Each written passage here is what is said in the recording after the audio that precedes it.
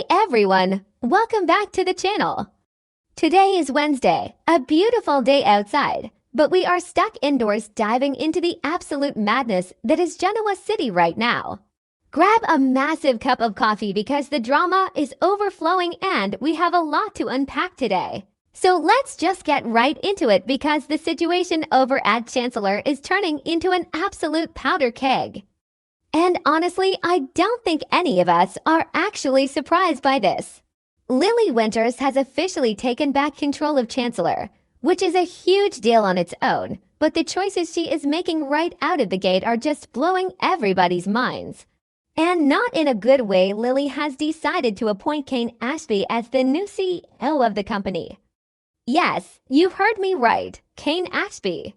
The guy who has lied, schemed, and literally just went through this insane fake kidnapping plot with Lily and Victor Newman. And now he is sitting on the throne at Chancellor. What were they thinking? Who actually believes this is going to end well? And of course, the absolute second Devon Winters finds out about this, all hell breaks loose. Devon is already dealing with so much trauma right now. He's still carrying the weight of Dominic's kidnapping. He's trying to protect the Winters family legacy, and he just has zero patience for anyone's nonsense anymore. So when Devon gets the news that Kane has been promoted to the chief executive officer position, he absolutely loses his mind. He goes straight into protective brother mode or cousin mode or whatever complicated family dynamic they are operating under right now. Devon confronts Kane directly, and let me tell you guys, it is intense. Devon gets right up in Kane's face and issues some of the most severe, harsh threats we have heard from him in a long time. Devon basically tells Kane that if he does anything to tarnish the pristine reputation of Katherine Chancellor, or if he brings 1 ounce of extra suffering to Lily, there will be hell to pay.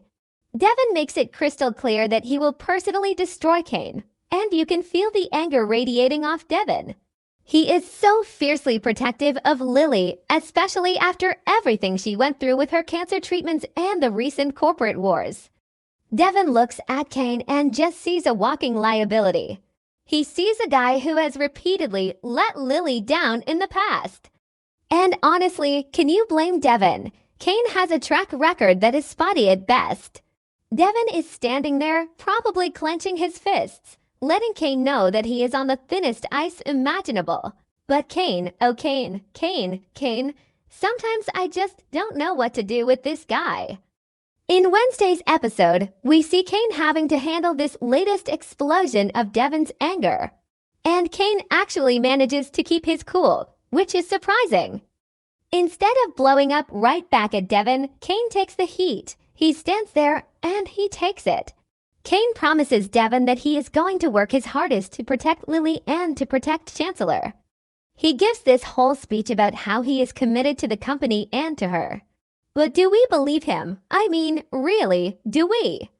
Kane is a smooth talker. He always has been.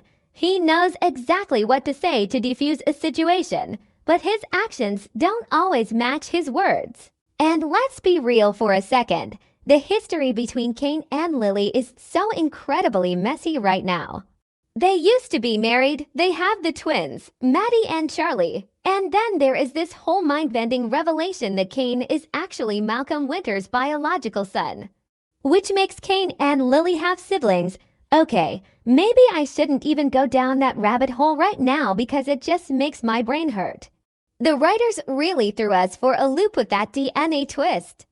The fans on social media have been screaming about it for weeks. It's just so clunky and weird. But regardless of their bizarre new family tree, Kane still has this deep, undeniable bond with Lily. He wants to prove himself to her. He wants to show her that he can be the man she needs to run this empire. But promising Devon that he's going to be a good boy is one thing. Actually, running a massive conglomerate without screwing it up is a totally different beast. So while Devon is busy threatening Kane's life, Lily is facing her own interrogation. And this one comes from none other than Nikki Newman. Now, we all know Nikki is dealing with some severe health issues right now. She's been having these terrible headaches and blurred vision, and it looks like she might be facing a really grim medical diagnosis. But even with all of that going on, Nikki still finds the strength to march over and give Lily a piece of her mind. Because nobody messes with the corporate balance of Genoa City without Nikki Newman having something to say about it. Nikki confronts Lily about this whole situation, and she is specifically targeting the deal Lily made with Victor Newman. We know Lily basically made a deal with the devil to get Chancellor back. She helped Victor orchestrate that fake kidnapping to trick Kane into giving up his corporate assets. It was a dark, twisted move, and Nikki knows exactly how toxic Victor's deals can be. Nikki is questioning Lily's judgment across the board. She wants to know exactly what Lily gave up to get this company back, and she is terrified of the fallout. But the thing that really pushes Nikki over the edge is the news about Kane. When Nikki finds out that Lily has chosen Kane to be the next CEO, she is absolutely floored. Nikki is even more worried now. She looks at Lily like she has grown two heads. Nikki starts interrogating Lily about her master plan, asking her how she could possibly trust Kane after everything that has happened. Nikki is literally predicting a massive, catastrophic disaster. She is telling Lily that this is going to blow up in her face, that Kane is going to ruin Katherine's legacy, and that Victor is probably going to use this against them somehow. Nikki is just laying it all out there, painting this horrific picture of Chancellor crashing and burning with Kane at the helm. And you know what? Maybe I'm being too harsh on Lily here, but I kind of agree with Nikki. I mean, putting Kane in charge right now just feels like a massive, unforced error. But Lily is not backing down, not even a little bit. Lily fiercely defends Kane to Nikki. She stands her ground, squares her shoulders, and insists that putting Kane on the throne is the right move. Lily is adamant that Kane has the experience, the drive, and the loyalty to make Chancellor succeed. She completely brushes off Nikki's warnings and Devon's threats. Lily is basically telling everyone to back off and let her run her company. It's actually kind of wild to watch Lily dig her heels in like this. She is so stubborn right now. She is acting like she has something to prove, and maybe she does. Lily just got her power back. She just outsmarted a lot of people, including Kane himself, during that fake kidnapping stunt. So maybe she feels like she has him exactly where she wants him. Maybe she thinks she can control him. Or maybe, despite the weird half-sibling revelation and all the past betrayals, she just genuinely believes in him. I don't know. It's hard to read her motivations sometimes. But she is protecting Kane with everything she has. And this just fits the show's usual style so perfectly, doesn't it? The endless corporate musical chairs. Someone gets a company, they hire the absolute worst person to run it. Their family yells at them, and then we just wait for the inevitable explosion. It's a classic Genoa City cycle. But this storyline feels a little different because the emotional stakes are so high. Devon isn't just mad about business. He's mad because he feels like the Winters family is being mocked. Nikki isn't just mad about Victor's deal. She's genuinely worried about Katherine's legacy being destroyed by a guy she doesn't respect. And Lily is caught right in the middle, trying to be this strong, independent boss while everyone around her is telling her she's making a huge mistake. I keep thinking about Devon's face during that confrontation. He just looked so exhausted and angry. Devon has been through the ringer. He lost Neil. He almost lost Dominic. And now he has to watch Kane parade around the Chancellor offices like he owns the place. If Kane steps out of line even an inch, Devon is going to pounce. And honestly, I kind of want to see it. I want to see Devon follow through on those threats if Kane messes up. But at the same time, part of me wants Kane to actually succeed, just to prove everyone wrong. Okay, that sounded dramatic, but you get what I mean. We love a good redemption arc, even if it feels completely unearned at this point.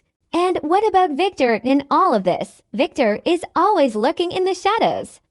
Lily made a deal with him, and Victor never gives something away for free. He gave her Chancellor, but he definitely has a string attached somewhere. If Kane starts running the company, Victor might just see that as an opportunity to swoop in and cause more chaos. Nikki knows this. That's why she's so panicked. She knows her husband is a ruthless shark, and she knows Lily is playing a very dangerous game by putting a vulnerable target like Kane in the CEO chair.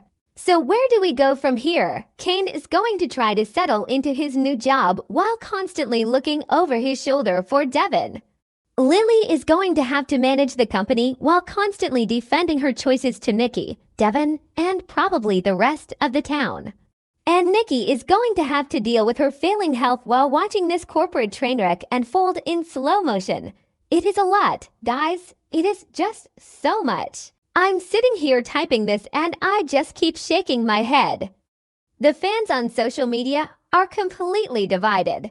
Some people are cheering for Lily, saying it's about time she took charge and made her own decisions, even if they are unpopular. Other people are screaming at their TVS, calling her an idiot for trusting Kane again. It's a mess, a big, beautiful, soapy mess. And I am absolutely here for it. We will have to see if Kane can actually keep his promise to Devon. He says he's going to protect Lily and the company. But Kane's track record with promises is about as reliable as a paper umbrella in a hurricane. He means well, he really does, but he always manages to get caught up in some kind of scheme or lie. If he hides one financial document or makes one shady deal, Devon is going to find out. And when he does, it is going to be explosive. I guess we just have to strap in and watch the chaos unfold. Lily has made her bed, and now she has to lie in it, with Kane sitting right next to her in the CEO chair. Let's just hope Katherine Chancellor's ghost doesn't come back to haunt all of them for what they are doing to her company. Keep your eyes glued to the screen, folks, because Genoa City is never boring, and this Chancellor drama is only just beginning.